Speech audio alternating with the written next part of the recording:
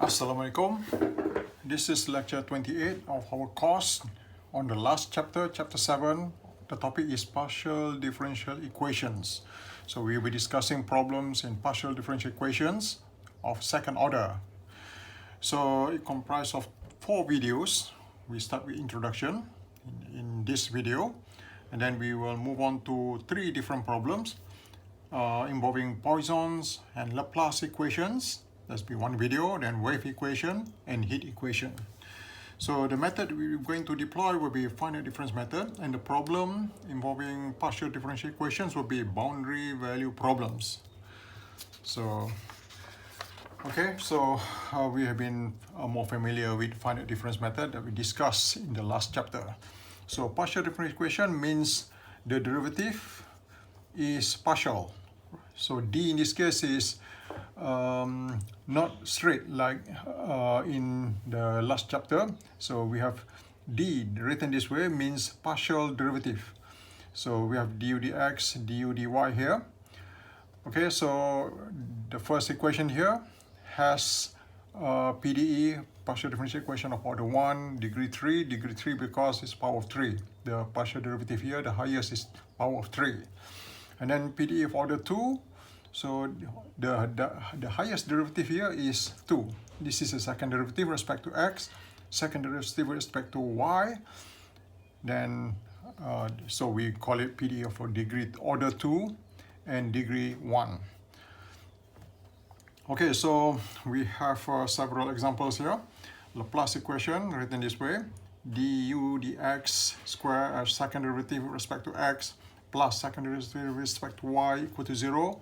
Any equation written this way, we call it Laplace equation. Then instead of 0, we have a function of x and y. Then we call it Poisson. So Laplace and Poisson are similar. The only difference is g here. Whenever it is a function of x and y, we call it Poisson. If it is 0, then we call it Laplace. Then wave equation is this one here, where alpha is a constant. And then heat equation is this one here. Again, alpha is a constant here. Okay, so what we are going to discuss in this chapter will be second order PDE, which is written this way in general form. This one here, second order with respect to x, second order with respect to x and y, second order with respect to y, first order with respect to x, first order with respect to y. Then anything equation written this way where a, b, c, d, e, f, g are all constants, we call it linear. This is one is called linear. Any equation written in this form is called linear. Okay, then we have several classes of second order PDE. We look here. If we look at the coefficient b squared minus 4ac, if it is less than 0, we call it elliptic. Okay, so one good example would be Laplace and Poisson are both elliptic in this example. Then if b squared minus 4ac is exactly 0, we call it parabolic. So in this case, the heat equation is parabolic. If we check,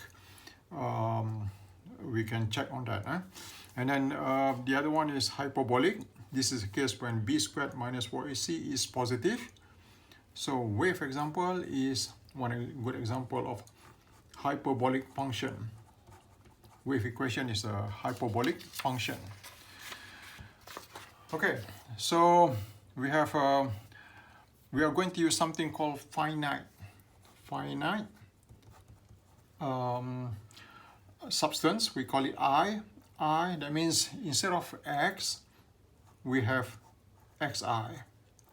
Instead of y, we will have yj, where I can go from 0, 1, 2, 3. Same thing with j, can go from 0, 1, 2, 3, and so on. So the general thing that we write here is uij is actually u of xi, yj. In this case, x correspond to I, y correspond to j.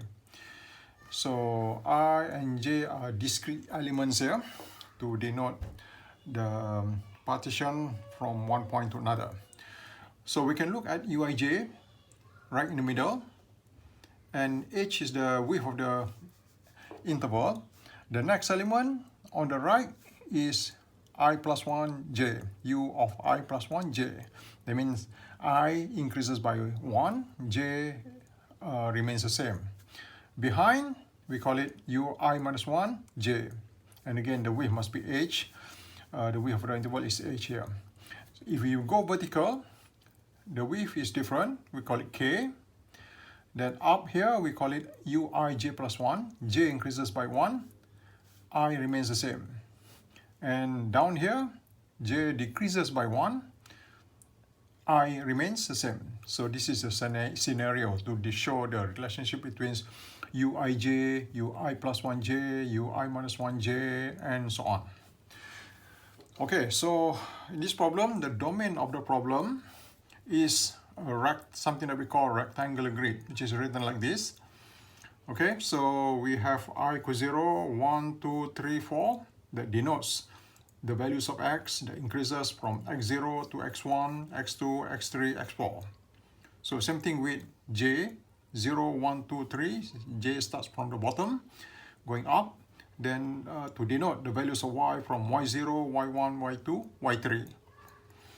Okay, so with that, we have our first, the origin of the coordinate is this point here, which is u00. To the right is going to be u10, u20, 30, 40, and so on. Going up, we have 01, then 02, 03. Because j increases, I remains the same. So same thing with the next coordinate, 10, 11, 12, 13, and so on. So this is what we call the rectangular grid of the problem that we are going to refer throughout this chapter.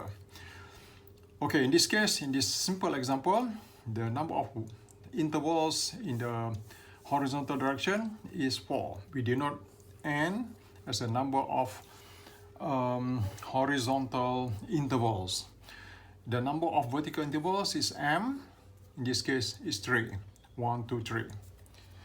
Okay, so we are going to use this symbol throughout this chapter. Okay, then we have 3 different problems as mentioned just now. Laplace, Poisson are similar. Okay, then wave and heat. The difference between the problems, we are going to discuss boundary value problems, and the method is going to be finite difference method. Okay, Laplace and Poisson will have the boundaries on the left, on the right, bottom, and up, all given. We need to find the values in the middle, denoted by question mark here. So we are going to discuss that.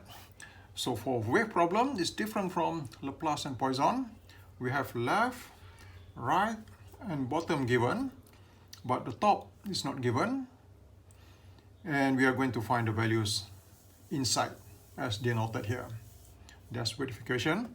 The other one is heat equation, quite similar to wave. Left, right, and bottom are given, and the top is not given. We need to find all these values. So these are the boundary values involving the partial differential equations that we're going to discuss. Okay, general solution to the Poissons. If we are talking about Poissons, Laplace, and heat problems, not wave. So we have this. We are given the problem here, which is this one here. We state the problem here. And we are going to find something called finite difference formula. So that's why the method is called finite difference method, because we need to find the finite difference formula, which will reduce the problem here to a system of linear equations of size m minus 1, n minus 1. Okay, we are going to get this. And then once we have the system of linear equations, we can refer back to chapter 1 methods, Gauss elimination method, Kraut, Cholesky, Thomas, and so on, to solve, and we get the solution here, right here. So all the problems involving Poisson, Laplace, and heat will have 2 stages of solution, which is first finding the finite difference formula, which will reduce the problem to a system of linear equations, and then we apply the these methods that we discussed in chapter 1 to find the final solution. Okay, so we discussed how do we get the finite difference formula. We are going to discuss in more detail later, but for now we are going to derive the fundamental formulas for that. What is du dx, what is du dy, what is second derivative with respect to x, what is second derivative with respect to y. We start from what we know earlier, which is this one here. The first derivative with respect to x is given by y, I plus 1 minus y, I minus 1 over 2h. That's what we understand from the previous chapter in chapter 5. In differentiation rule, we're using Taylor series method. Same thing with second derivative, 1 ahead minus twice current value plus 1 behind divided by h squared. So these are the fundamental formulas for first derivative and second derivative. Then how about partial derivative? Partial derivatives follow the same way. So first derivative with respect to x means we only concern with x, which means I is moving, j remains the same, because x correspond to I, y correspond to j. So that means we refer to first derivative formula, which is this one here. We do the same thing here. Instead of y, we replace with u, and then I plus 1, j, I minus 1, j, according to this one here, divided by 2h. So j remains the same, only I is moving here. So we have the first formula.